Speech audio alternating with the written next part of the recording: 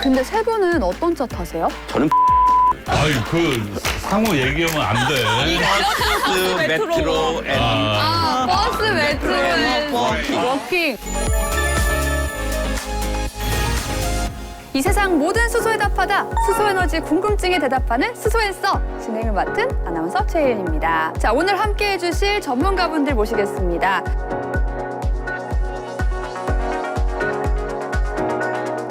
우리가 지난 시간에는 수소 에너지에 대해서 자세히 첫 시간에 여러 가지 이야기들을 좀 나눠봤는데 오늘은 실생활과 관련된 수소 이야기를 조금 나눠볼까요? 우리가 생활 속에 수소를 어떻게 쓰는지 이런 얘기를 좀 나눠볼까요? 예, 지금 현재 그 수소차가 한 19,000대 보급돼 있고요. 또 수소 충전소, 그다음에 젊은 분들이 관심이 많은 드론, 수소 기차 이런 부분에서 많이 활용이 되고 있어서 이제 국민 여러분들이 쉽게 수소의 활용 측에서 이제 접근을 할 수가 있게 되겠습니다. 현재 수소 버스도 이용하고 있죠. 맞아요. 수소버스 저도 타본 적 있는데 그렇습니까? 네, 뭔가 우리 일상 속에 가장 와닿는 건 이렇게 버스처럼 자동차가 아닌가 싶어요. 네. 근데 요즘 전기차는 정말 많은 분들 다 이용하고 계신데 수소차 아직은 조금 생소하거든요. 전기차가 있는데 수소차가 꼭 필요한가요?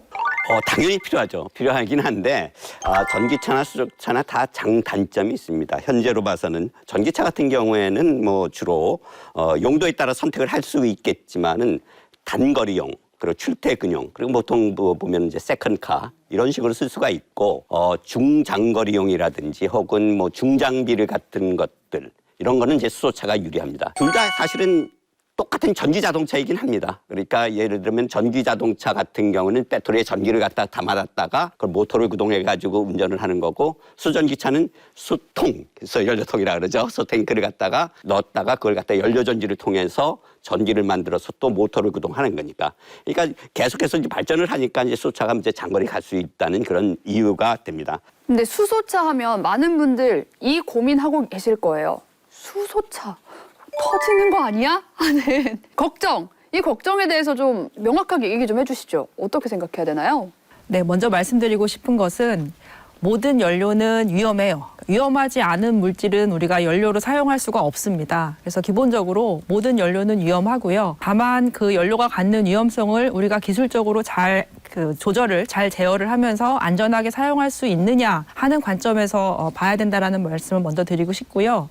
일단 수소가 불이 붙는 조건은 공기 중이라면은 수소 농도가 약 4에서 75% 내의 범위에 들어오면서 이게 스파크가 있어야 됩니다. 그런데 이제 수소가 다행인 것은 공기에 비해서 무게가 한 14분의 1 정도로 굉장히 가벼워요. 그렇기 때문에 수소가 세게 어디서 새어나가게 되면은 굉장히 빠른 속도로 확산해서 다 희석되어 버립니다. 그래서 공기 중에서 수소의 농도가 그 불이 붙을 수 있는 농도인 4에서 5% 이상으로 넘어가는 조건이 우리가 일상적으로 만나는 환경에서는 그렇게 자주 있을 뭐 그런 조건은 아니라고 생각하실 수 있고요. 또 한 가지는 수소차가 사고 나면은 수소 폭탄이 돼서 폭발하는 거 아니냐, 막 이제 이런 맞아요. 우려를 하시는 분들도 계신데 우리가 연료로 사용하는 수소하고 수소 폭탄에서 사용하는 수소는 이름은 같은 수소인데 사실상 다른 물질이라고 보셔도 무방할 정도로 이 원자 핵이 다르게 구성되어 있는 물질입니다. 그래서 원자 폭탄은 그리고 그 수소 전기차에 있는 발전이랑은 다르게 핵융합 발전이에요. 연료도 다르고 그 반응도 완전히 핵융합 반응으로 다른 것이기 때문에 어떤 사고가 난다고 한들 수소차가 수소 폭탄처럼 그렇게 터지는 일은 없습니다. 다만 이제 연료로서 갖는 위험성은 다른 연료들이랑 비슷한 정도의 위험성을 갖는다고 말씀드릴 수 있지만 워낙 높은 압력으로 저장을 하기 때문에 그 고압가스라는 관점에서는 조금 더 위험성이 있을 수가 있어서 그런 면을 좀 더 잘 안전하게 운행을 하기 위해서 더 많은 연구와 노력이 지금 진행이 되고 있습니다. 말씀 들어보니까 마음속에 있었던 그 걱정들, 괜한 두려움이 좀 사라지는 것 같네요. 지금 우리가 수소차에 대해서 얘기를 하고 있는데 일상생활에서 차 말고 수소가 또 활용되는 다른 방법들, 다른 용도들도 있을까요? 예, 그 우리나라 같은 경우는 기존의 중화공업 육성 정책에 의해서 많은 곳에서 수소가 사용이 됐습니다. 그중 대표적인 예를 하나 들자면은 수소 환원 제철이라는 공법이 있는데요. 일반적으로 철에는 산소가 포함이 되어 있습니다. 그래서 이 산소를 떼어내야지 순수한 철로 사용을 할 수가 있는데 기존의 석탄으로 이거를 하다 보니까 상당히 많은 양의 이산화탄소가 배출이 됐습니다. 근데 이제 수소를 사용해서 환원제를 역할을 해주게 되면은 철광석에 들어가 있던 산소가 수소하고 반응해서 물로만 빠져나와 버리죠. 그래서 이산화탄소 배출이 전혀 없는 경우가 되겠습니다. 그래서 아주 친환경적이고 이 수소를 이용해서 수소 환원 제철법이 더 발전이 되면은 이제 탄소 중립에도 많은 기여를 할 수가 있습니다. 우리가 수소를 재생에너지부터 얻기 때문에 그게 에너지 캐리어라고 얘기를 했지 않습니까? 에너지 캐리어라는 말은 재생에너지에 있는 에너지를 우리가 충분하게 지금의 에너지 시스템, 열, 전기, 가스를 쓸 수 있다는 얘기죠. 자, 이번에는 잠시 쉬어가는 코너인데요. 우리 MZ세대가 바라보는 친환경 에너지, 수소에 관련된 이 감성을 좀 만나보는 시간입니다. 한 에너지 회사에서 사내 공모를 통해 친환경 에너지와 관련해서 MZ세대가 표어를 만들었대요. 그래서 이제 다양한 표어들이 등장을 했고 1위까지 등장을 했다고 하는데 일단 몇 가지 소개를 해드리자면요. 수소 날자, 탄소 떨어진다. 수소했어, 오늘도. 돈 워리, 비 에코 같은 이런 말들이 표어로 등장을 했다고 해요. 자, 그렇다면 제가 퀴즈를 하나 드릴게요. 제가 지금부터 여러 가지 후보를 드릴 텐데 이 중에서 이 회사에서 1위를 차지한 표어가 뭐일지 한번 직접 맞춰주시면 되겠습니다.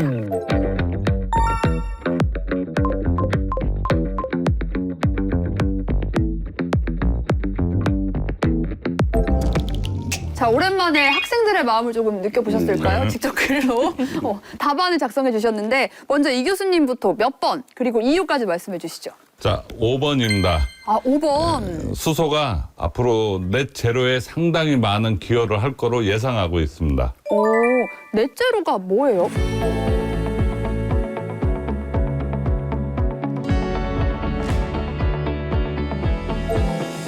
자, 그러면 우리 임 박사님은 몇 번 하셨을까요?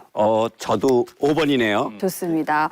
조 교수님은 몇 번 하셨을까요? 저는 1번. 다만 악에서 고와 수소로 네네네. 했습니다. 왜 1번을 고르셨어요? 저희 아이들이 지금 이제 중3, 고1 뭐 이 정도 되는 아이들이 집에 있는데요. 그 아이들이 이렇게 문장이 길어지면 별로 안 좋아하고 잘 못 알아들어가지고 아, 네, 짧아야 될 것 같아가지고 다만 악에서 고와 수소로 저는 선택을 해봤습니다. 요즘 젊은이의 감성은 짧아야 한다. 네. 아, 좋아요, 좋아요. 이 정답이 과연 몇 번인지 궁금한데요. 정답은 5번. 2040년 넷제로 태어났어요. 넷제로였다고 합니다. 그만큼 이 넷제로라는 키워드가 앞으로 우리 대한민국에서 또 새롭게 부상할 단어구나라는 생각이 드네요. 자, 그럼 이번에는 수소 기반의 운송 수단을 활성화하기 위한 정부의 대책을 좀 알아보려고 하는데요. 먼저 정부에서 수소 기반 운송 수단을 굉장히 적극적으로 늘릴 예정이라고 하더라고요. 네.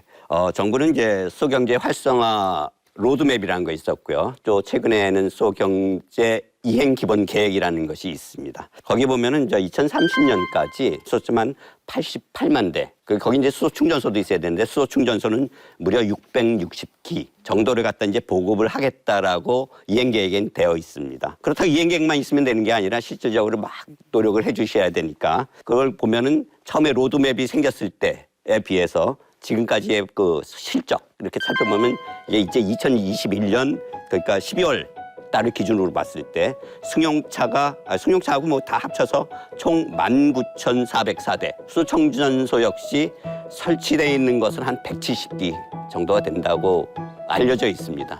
뭐 이게 활성화되면은 더욱더 많이 늘어나겠죠. 근데 또 굉장히 중요한 게 이 보조금이 아닐까 싶어요. 전기차도 보조금 때문에 관심을 가진 분들 많았잖아요. 수소차도 그런 계획이 있나요? 보통은 이제 중앙정부에서도 주고요.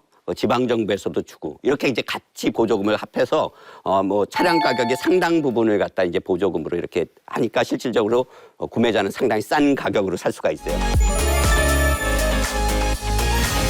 수소에너지 궁금증에 대답하는 수소앤서에서만 볼 수 있는 코너 수소 팩트체크 시간입니다. 다양한 이 수소에 대한 이야기, 시중에 떠도는 이야기가 진짜인지 아닌지 OX로 판별을 할 건데요. 자, 그러면 첫 번째 질문부터 제가 드리도록 하겠습니다. 수소차에 대한 가장 큰 불만이 수소 충전 시설 부족인데요.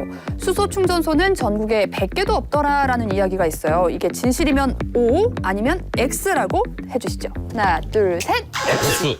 환경부에 따르면 작년 12월 말 기준으로 전국에 170개의 수소 충전소가 설치되어 있습니다. 대표적으로는 서울의 뭐 상암, 국회, 양재, 마곡, 그다음에 강동에도 이렇게 수소 충전소가 설치되어 있고요. 2040년도가 되면은 15분 이내에 자기가 살 수 있는 지역으로부터 수소 충전소에 도달할 수 있도록 이렇게 저희들이 계획을 세우고 있습니다. 또한 아울러서 이제 고속도로 운행 차량이 많아지니까 2030년도에는 고속도로에서 70km 이내, 2040년도에는 고속도로에서 50km 이내에 수소 충전소를 설치를 해가지고 접근성을 아주 편리하게 해줄 수 있게 되겠습니다.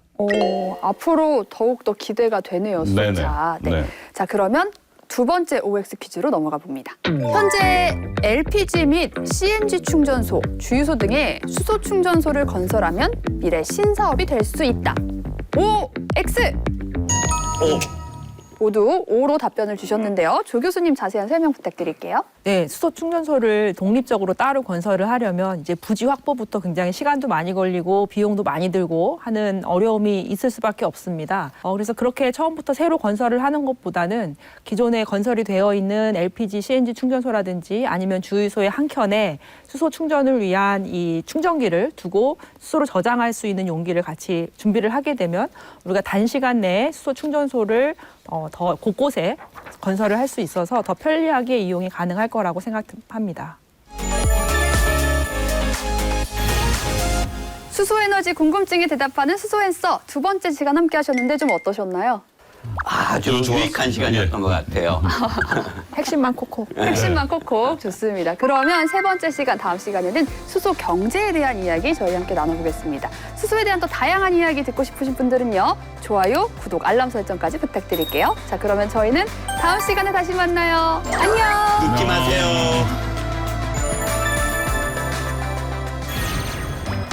근데요, 탄소 중립이라는 게 진짜 가능할까요?